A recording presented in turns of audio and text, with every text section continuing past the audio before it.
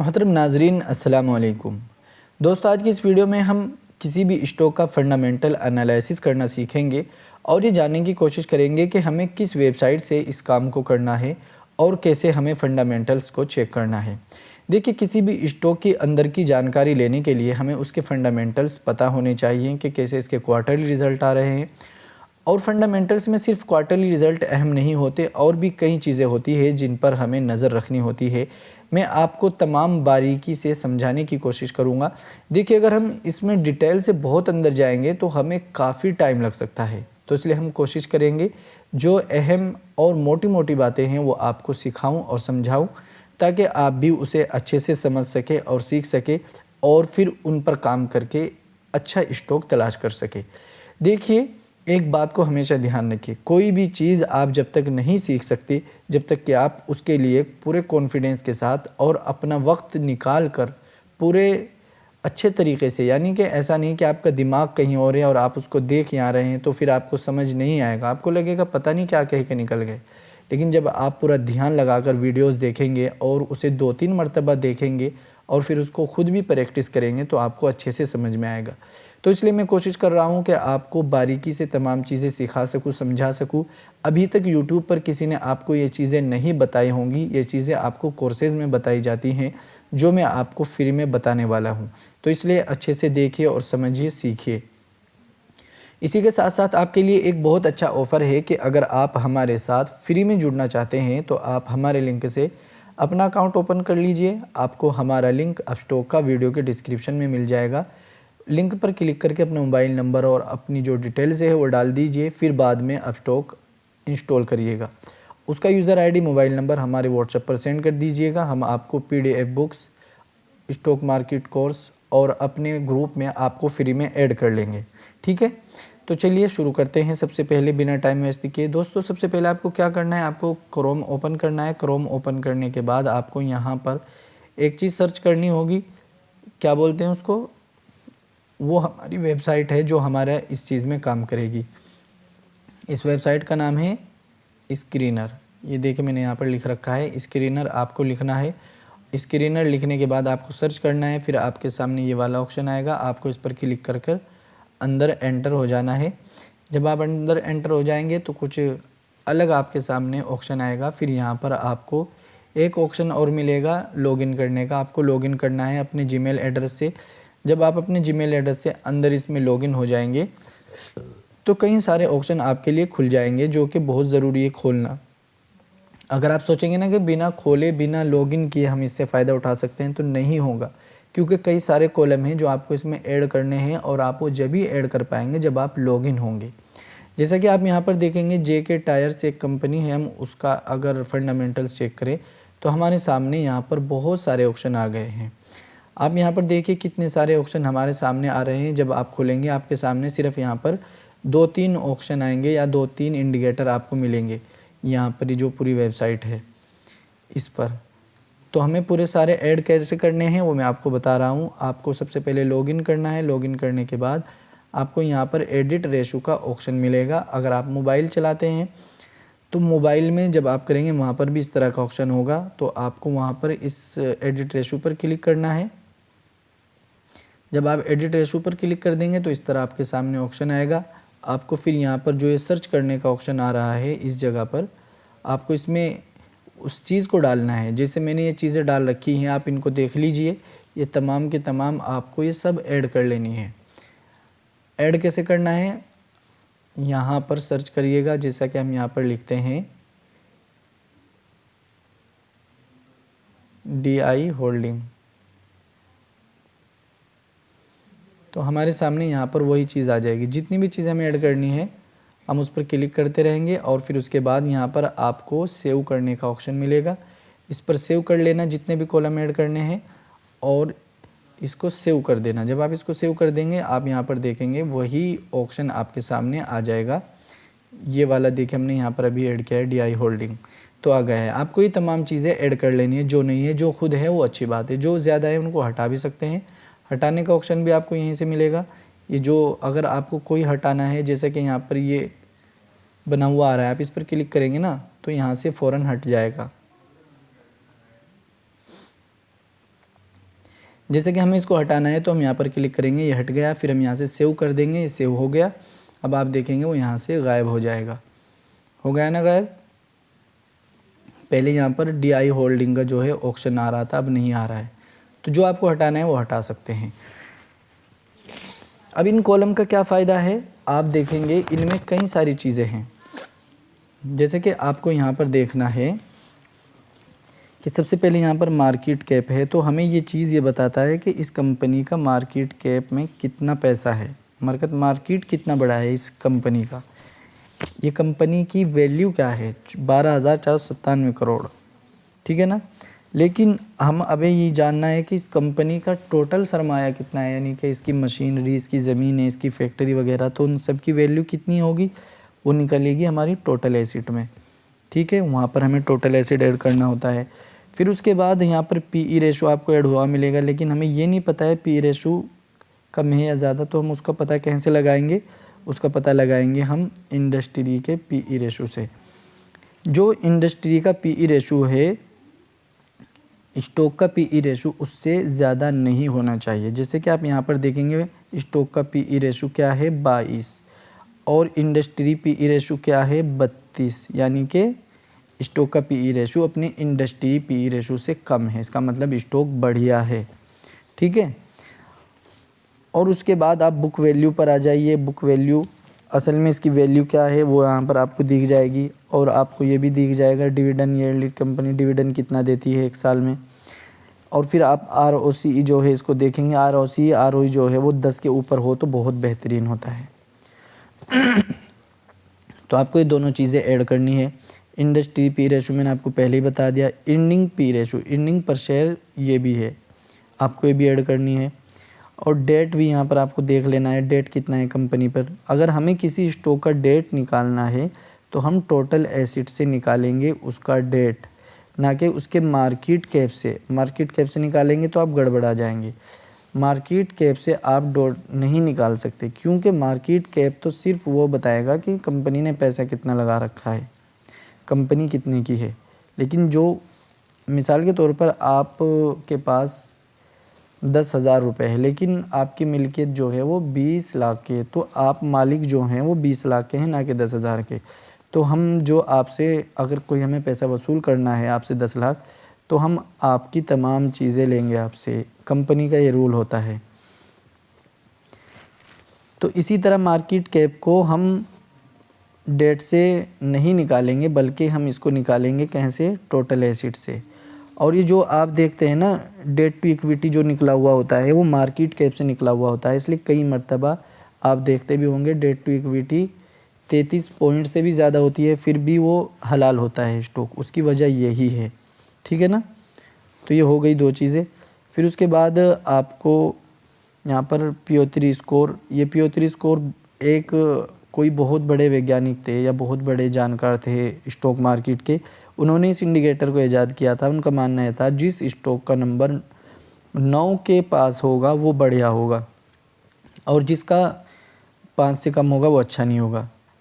तो सबका आप अपना है, लेकिन यहाँ पर और सारी चीज़ों में ये पास है, सिर्फ एक यही चीज़ गलत है, तो इसको छोड़ सकते हैं, कोई दिक्कत नहीं होगी, ठीक है। आगे FI होल्डिंग। FI होल्डिंग इसलिए लगाते हैं कि क्योंकि FIs बहुत बड़े जानकार होते हैं, बहुत बड़े विद्वान होते हैं मार्केट के। वो किसी भी स्टॉक में आँख मीच कर पैसा नहीं लगाते, उनके पास अंदर तक की नॉलेज होती है कि कंपनी क्या करने वाली है, तो वो उस स्टॉक को ही ख़रीदते हैं। अगर स्टॉक में 5 से 20% के बीच FI की होल्डिंग होती है तो वो स्टॉक बढ़िया माना जाता है, ठीक है ना।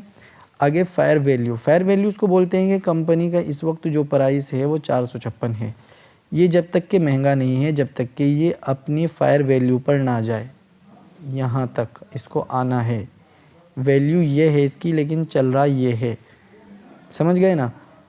तो ये दोनों चीज़ें आपस में कंपेयर करनी होती है। जिस तरह स्टॉक का PE इंडस्ट्री PE है, इसी तरह ये दोनों चीज़ें हैं, करंट प्राइस और फेयर वैल्यू। वैल्यू अक्सर जो इसकी है वो 628 है, वैसे दिखाने को जो है ये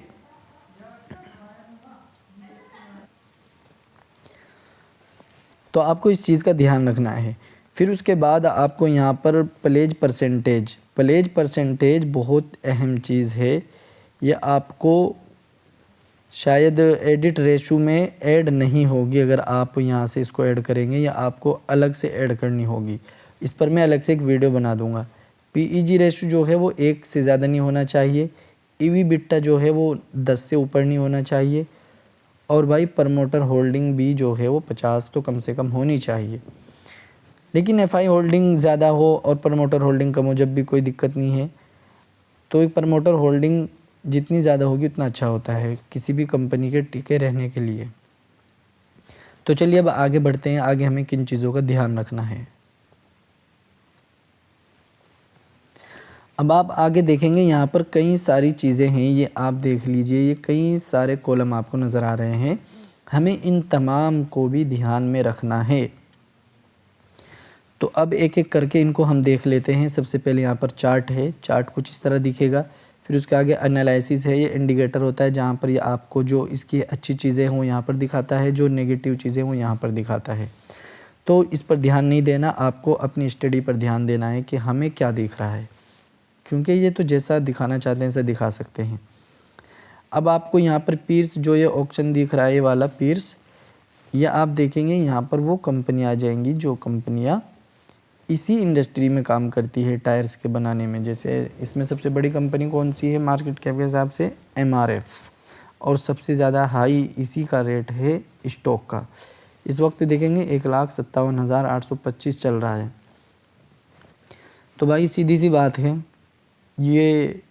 अब हमें यहाँ पर ये कैसे पता लगेगा इन सब में कौन सा स्टॉक बढ़िया है? तो हम क्या काम करेंगे, यहाँ पर जो ये PE रेशो है इसको कंपेयर करेंगे सभी कंपनियों का। तो यहाँ पर हमें ये देखना है इनमें सबसे अच्छा PE रेशो यानी सबसे कम PE रेशो किसका है। तो आप यहाँ पर देखेंगे एक तो अपोलो टायर और दूसरा JK टायर, इनका ही कम है, इसका 22 है और अपोलो टायर का 26 है, बाकी सबका बढ़ा हुआ है। तो इस हिसाब से दोनों कंपनियां इस पूरे मार्केट में जीत रही हैं और यही वजह है कि इनके ज़्यादा टायर्स आपको नज़र आ रहे हैं। अपोलो टायर, JK टायर्स आप देखेंगे गाड़ियों में बहुत ज़्यादा इस्तेमाल होने लगे हैं। पहले हमारे बहुत ज़्यादा होते थे, हो रहे हैं अभी भी, लेकिन अपोलो टायर्स भी बहुत आगे बढ़ रहा है और JK टायर्स भी। तो इस वजह से इनके पोटेंशियल भी बढ़ रहे हैं ज़्यादा पैसे के स्टॉक में। तो फिर उसके बाद आपको क्वार्टर्स में आना है। क्वार्टर्स में आपको किस चीज़ पर ध्यान करना होता है? सबसे पहले तो आपको ये देखना होता है कि इसकी सेल्स बढ़ रही है या नहीं। और इसमें दूसरी चीज़ जो होती है वो होती है नेट प्रॉफिट। क्वार्टरली रिज़ल्ट बोलते हैं, हर 3 महीने में जो रिज़ल्ट कंपनी पेश करती है वही होता है। तो यहाँ पर आपको दिख जाएगा कंपनी कितना क्वार्टर में प्रॉफिट बना रही है या नहीं। अगर ये प्रॉफिट हर बार बढ़ रहा है तो इसका मतलब कंपनी बहुत आगे जाने वाली है। अगर घट रहा है तो फिर हमें उसको छोड़ देना चाहिए, नहीं तो वो कहीं ना कहीं हमें ट्रैप कर लेगा। फिर आगे आपको एक ऑप्शन मिलेगा प्रॉफिट एंड लॉस। तो प्रॉफिट एंड लॉस जो होता है ये होता है साल दर साल, जैसा कि 2022, 2023, 2024 आप यहाँ पर देख भी सकते हैं। तो देखेंगे आप यहाँ पर ये भी अगर बढ़ रहा है तो फिर ये कंपनी लॉन्ग टर्म में बहुत बड़ी, लॉन्ग टर्म किसको बोलते हैं? 1 साल से ज़्यादा, 2 साल से ज़्यादा, वो होता है लॉन्ग टर्म। 2-3 महीना लॉन्ग टर्म में नहीं होता, वो शॉर्ट टर्म होता है। तो लॉन्ग टर्म में ही ज़्यादा काम करता है आपका क्वार्टरली रिज़ल्ट, ठीक है ना। बैलेंस शीट पर आ जाएंगे। बैलेंस शीट पर हमें ये दिख जाएगा कि कंपनी के पास, किसके पास कर्ज ज़्यादा है, किसके पास नहीं, और इसका लॉन्ग टर्म कितना है कितना नहीं, और ये भी दिख जाएगा कि कब घट रहा है कब बढ़ रहा है। जैसे कि आप यहाँ पर देखेंगे 2014 में कंपनी के ऊपर, ये मार्च 2014 है, अब ये मार्च 2025 है, और इसका भी कर्ज कितना है? 2028, पहले कितना था? 1231। तो ये हमें दिखा रहा है कि भाई इतना बढ़ रहा है, इतना घट रहा है। और बीच बीच में आप एक चीज़ और देखिएगा, आपको यहाँ पर देखना है कि यहाँ पर इसका कर्ज 3370 था, फिर उसके बाद ये 35, उससे पहले 3500 भी था, लेकिन अभी ये 2028। कंपनी अगर आप यहाँ से देखेंगे 2021 से कंपनी ने अपना कर्ज घटाया है। देखिए ये चीज़ आपको बता देती है, ये चीज़ आपको इस वाले सेक्शन में देखने को मिलेगी बैलेंस शीट में।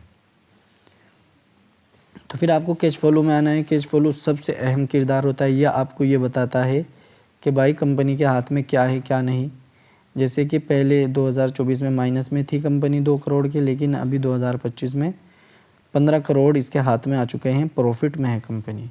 रेशोज़ में आप यहाँ आएंगे, ये दिख जाएगा आपको। फिर इसके आगे एक ऑप्शन आता है इन्वेस्टर्स। तो इन्वेस्टर्स में आपको ये देखना है कंपनी में प्रमोटर्स कितने हैं, एफआईज़ कितने हैं, डीआईज़ कितने हैं, ये तमाम चीज़ आपको यहाँ पर दिखेगी। और आप यहाँ पर गौर करिएगा कि यहाँ पर कंपनी जो है इसके कितने परसेंट थे, अब कितना परसेंट है। जैसे कि यहाँ पर देखेंगे एफआईज़ इसमें पहले 8%, उससे पहले 6%, लेकिन अगर अब देखेंगे तो कितने हैं, 16%। जब भाई एफआईज़ बढ़ रहे हैं तो कुछ तो बात होगी ना। और उसके बाद आप एक चीज़ और देखिएगा, डीआईज़ 1% थे सिर्फ, ये होते हैं डीआईज़। डीआईज़ उनको बोलते हैं जो म्यूचुअल फंड्स वगैरह होते हैं ना इंडियन ही, वो होते हैं डीआईज़। जो एफआईज़ होते हैं वो होते हैं बाहर के इन्वेस्टर्स जो इंडियन कंपनी में पैसा लगाते हैं। तो आपने यहाँ पर देखा, यहाँ पर 1% था, लेकिन अब 2025 में 7%। पब्लिक से पैसा घसीट रहे हैं। देखो पब्लिक बेच रही है, पहले यहाँ पर पब्लिक 35% थी, अब 26% रह गई, 10 पॉइंट घटा चुकी है। एफआईज़ क्यों बढ़ा रहे हैं पैसा, डीआईज़ क्यों बढ़ा रहे हैं पैसा, तो ये आपको एक साइन मिल रहा है कि कंपनी कहीं ना कहीं कुछ अच्छा कर रही है। एफआईज़ डीआईज़ जो होते हैं वो हम सबसे ज़्यादा अक्लमंद होते हैं, हम इतना नहीं समझ पाते जितना वो समझते हैं।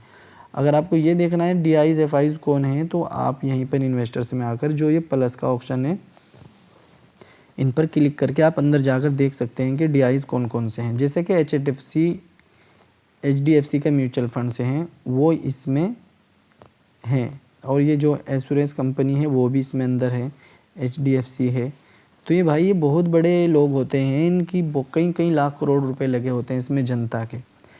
वो बहुत अच्छी तरह से रिसर्च करके तभी किसी स्टॉक में एंट्री करते हैं। अगर एफआईज़ हैं तो सिंपल सी बात है, स्टॉक आगे अच्छा करेगा बस। तो आपको क्या करना है, यहाँ से सबसे पहले तो ये कॉलम ऐड करने हैं, फ़ौरन नज़र डालिए, आपको फ़ौरन दिख जाएगा स्टॉक की हालत। बाकी चीज़ें आपको मैंने बता दी, ये चीज़ें आपको अंदर जाकर देखनी है और सीखनी है, समझनी है। देखिए एक बात को समझ लीजिए कि कोई भी स्टॉक जब तक आपको पैसा नहीं दे सकता बनाकर, जब तक कि आप उसमें बहुत अच्छी तरह से क्या बोलते हैं उसको,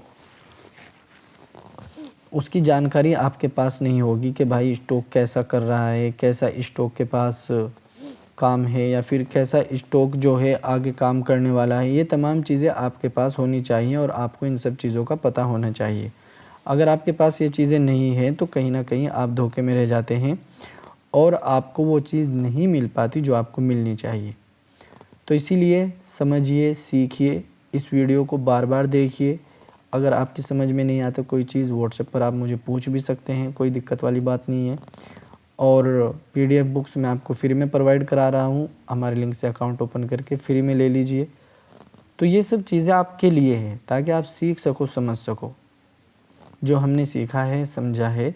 कोशिश यही है कि जल्द से जल्द आप लोगों के साथ उसको शेयर कर सकूं और आप लोगों को भी सिखा सकूं। अगर आपको मेरी कोशिशें पसंद आ रही हो तो मुझे कमेंट करके ज़रूर बताना। इंशाल्लाह इसी तरह नई नई वीडियो आप लोगों के साथ मैं शेयर करता रहूँगा। उससे पहले मेरी आपसे ये रिक्वेस्ट रहेगी कि आप हमारे लिंक से अपना अकाउंट ओपन करिए और मेरे पास व्हाट्सएप पर user ID, mobile number send कर दीजिए, मैं आपको ऐड कर दूँगा। आज की वीडियो में इतना ही। इंशाल्लाह फिर एक नई वीडियो बनाकर आपके सामने हाज़िर होऊंगा। जल्दी वीडियो नहीं आने का कारण ये हो रहा है कि तबीयत कुछ सही नहीं है। आप लोग दुआ करें, अल्लाह ताला सही करे, ठीक है ना, सेहत तंदुरुस्ती दे। आज की वीडियो में इतना ही। अस्सलाम वालेकुम।